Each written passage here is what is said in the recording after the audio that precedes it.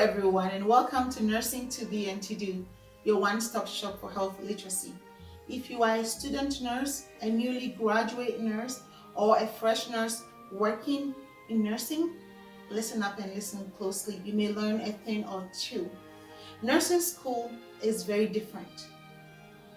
Practicing nursing is also very different. Even though nursing school equips you with the knowledge to practice nursing, especially in the diaspora, translating that knowledge into practice can be completely different for you based on where you find yourself and your attitude towards the job. There are several things that nursing school doesn't teach you. Having compassion is great. That probably initiated your interest in nursing and maybe why you're watching this channel, but it's not enough to sustain your interest or advance your career. It's not enough. Compassion alone is not an antidote to some of the frustrations and you may encounter wherever you find yourself. So please listen.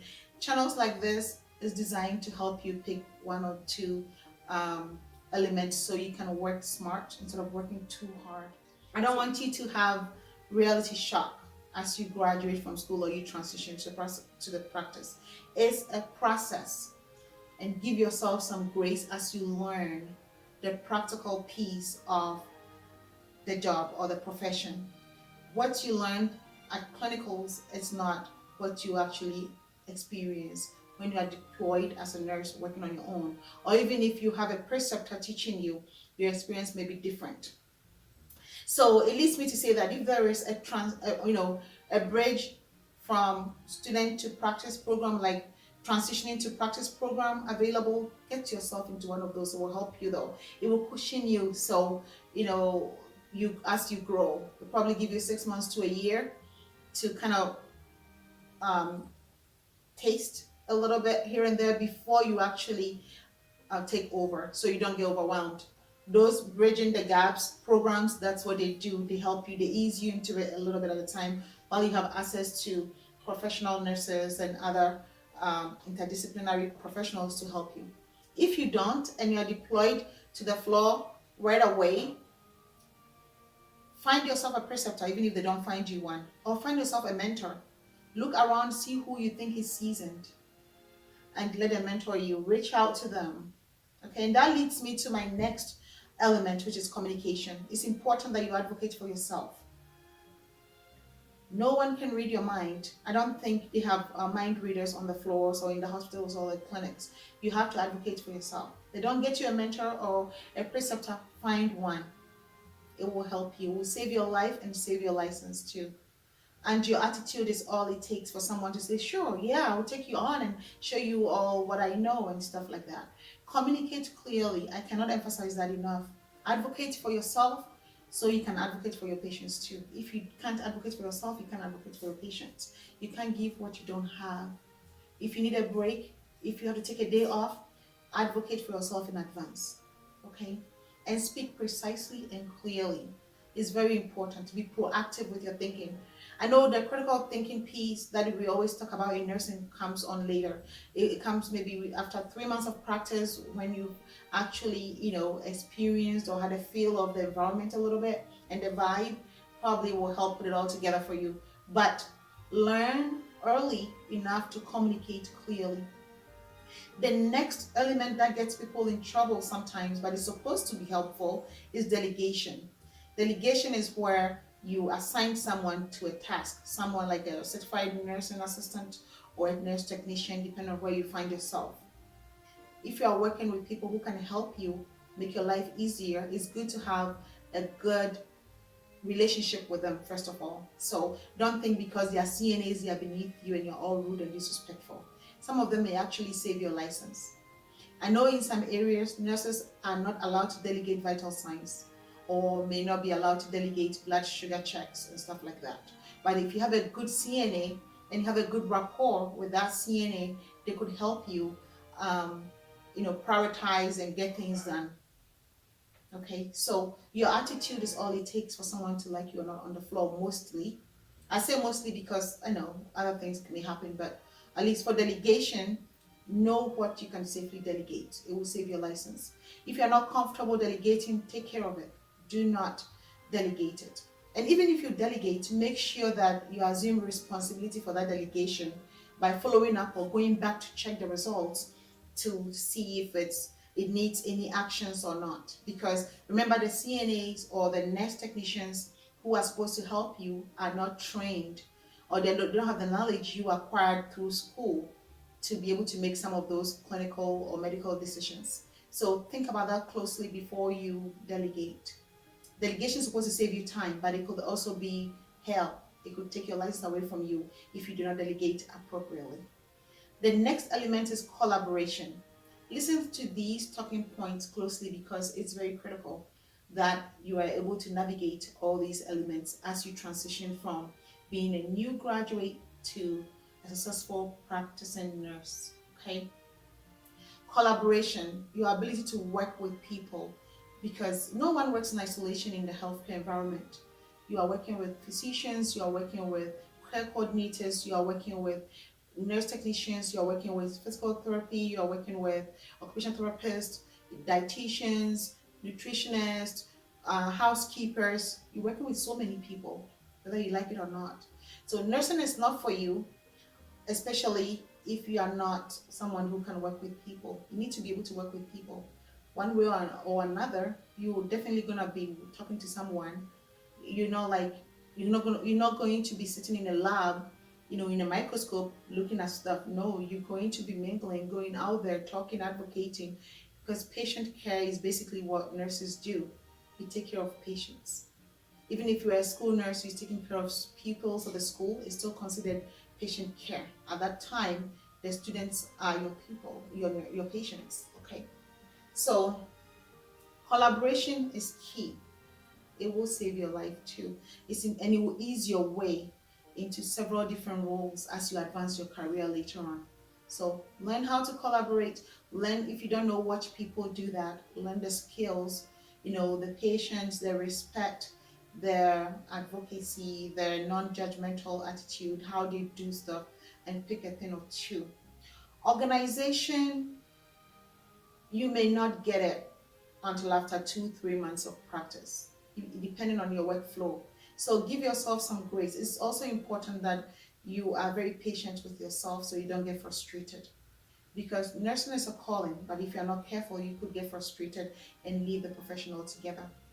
But if you are in it to help people, especially to help patients, you feel like you can be meaningful in enhancing someone's life such that they live their best life ever or catapult them into wellness, then nursing is for you. But be patient with yourself too, okay? You can't give what you don't have. So, organization, in terms of your workflow, prioritizing may take a while. And learn from others. That's how a preceptor is helpful. You watch how they do their job, how they organize themselves in the morning or in the evening, depending on when you are scheduled or where you work. And then you pick a thing or two and use it to your advantage. Okay. Critical thinking is very important.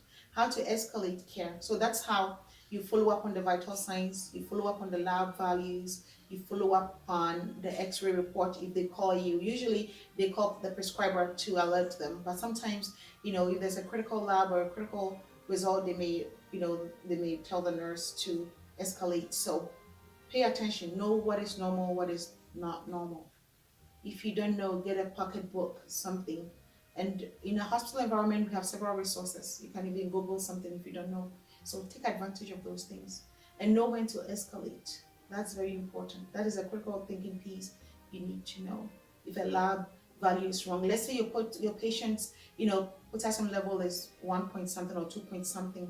Immediately, you want to know that the patient has a very patent IV line, because you know that at that very critically low level, we may not replace with oral, it's going to be an IV. So that's how you think fast and say, hey, let me make sure that there's an IV secured. Even if you can't secure it, you call you call someone who can help you, who can put an IV, because you're thinking ahead, you're being proactive, right? If a patient comes with, let's say a patient is going to have a procedure, right? You need that IV access is going to be needed. You're taking a patient to, let's say, CT where they probably will use a contrast or something. Anything could go wrong. So, IV is important. Those basic things, even having like a patient who comes in with dehydration, you anticipate that, oh, okay, they need a bolus or something. So let me just, those basic ones, using your nursing knowledge, should be able to tell. And that's all part of the critical thinking process. Well, I've given the patient pain medication, I need to go back to reassess whether it worked or not. That is all part of it. Otherwise, it'll come back to bite you. Every intervention you implement, you need to go back to evaluate to make sure whether it was effective or not. And then you document. I can't say that enough. Those are the basic ones that you need to take off. And as you practice and refine your experiences, you'll be able to shape up to match your specific need for your area that you work. And there's some basic labs that are non-negotiable. If you're a nurse and you're watching me, there's some basic labs that you should know, especially CBC, complete blood count. Whether there's an infectious process going on, you should be able to tell from the white blood cell count to see what is going on. Whether it's inflammation making it go up, at least those things you should be able to know. If a hemoglobin level is low, or if it's high, or what could possibly happen to fix the process. You matching it with the patient's diagnosis or whatever the patient's chief complaint is, why they came to the hospital is. You should be able to put 2 and 2 together to figure something out, and then be more proactive. So they say, okay, we're doing this. You're ready, you're prepared, and you're prioritizing your day, and like delegating as necessary, so you have time for this patient. Let's say you have a patient, especially those who bleed and come to the hospital, and maybe alcoholics and have varices. As you practice, you don't know how it's going to turn, so you always want to make sure that you have some time allotted somewhere so you can attend to those people, because they can take a turn in a blink of an eye. Seriously, they can. So those ones you don't take for granted at all. You're monitoring when the lab results come out, you're checking so you can organize your day. Otherwise, you're going to have a very messy shift. All this is kind of towards the inpatient environment, because that is more kind of acute and it's kind of more intensive, whether you're working on a telemetry floor, medical, surgical floor, or critical care. And your patient ratios vary. You could go from having one-on-one at the ICU to having 1 to 6, having been assigned 6 patients. And in a 12-hour, 8-hour, 10-hour shift, it could be a lot if you don't foresee things, forecast things, or be more proactive and align things in order. It could be hard for a new graduate, a newly graduate nurse. Passing the NCLEX doesn't fix everything. It just showing that you have the capacity to practice nursing. But being on the job and doing it, it's a different ball game altogether. So you can go back after the NCLEX and review those labs I'm mentioning, as I speak. The CBC is very important. The metabolic panel, very, very important, whether it's a basic one or a comprehensive one. Usually the basic one is a short one, like an 8-item list, where it's telling you about how the patient's acidity or pH, kind of their metabolism is, how the patient is using energy, like burning glucose in their body, kind of thing. So just a generalized idea. I'm not saying memorize everything. And usually in the hospital, when the results are published, it tells you the ranges, so you can tell that if it's within the range or outside the range, and it will be able to guide you whether to escalate or not. So you don't even have to memorize it. Maybe you memorize for NCLEX, but at least I'm letting you know that those are the things you watch for. You see the results, match it to see if it's abnormal or normal. Then you escalate. How necessary is it to escalate? You don't want to be calling the prescriber or the provider in the middle of the night asking for, simple things when it's only maybe a point or 2 above or something, and look at the trend too. So let's say a patient comes in, the hemoglobin level is 10 and there's no problem. But then the next lab comes and it's like 6 or 7, you should be proactive, and even if the provider is asleep, you wake them up. That's something you should know. But let's say it was like 7, you check again, it's 7. It hasn't changed much. If you're doing night shift, you don't have to worry about, escalating anything until the morning, because there hasn't been a significant change. Things like that. So, and then lipid panel is very important, especially if you're working on a cardiac floor. And that leads me to say BMP, that is B-type natriuretic peptide. That result is very important, especially if you're on a cardiac floor. It's an acute indicator of something happening to the heart muscles. You don't take that for granted at all if you're working on a cardiac flow. Okay, troponin levels, that's also important to know. And like I said, when the result is published, it has a high and a low and where the patient falls. So the normal value will be there, and that is how you connect to see, oh no, it's because some of the labs, their reference ranges are a little different. So depending on where you find yourself, the reference range may not be the same, but at least they'll give you the normal, then they'll give you that normal, and then they'll give you the actual value. So you should be able to tell. All right. And then thyroid panel is also very important. Looking at the T3s, T4s, whatever your patient came with, depending on what it is, you need to escalate, advocate for your patient. And then, um, you know, your assessment, making sure that you're documenting what you see. So if there are changes, you can easily speak to it. It's very, very important. So basic stuff like to cover the foundation of your knowledge, these basic stuff should suffice, until you hone your skills and become very proficient, in what you do. But I mean, if you work even if you work in an outpatient clinic, these are also important tools to know.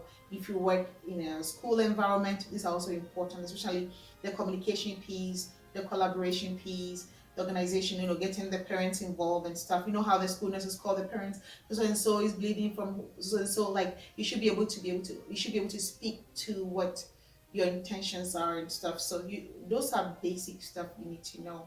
But above all, give yourself grace. Don't kill yourself if you make a mistake. Own it.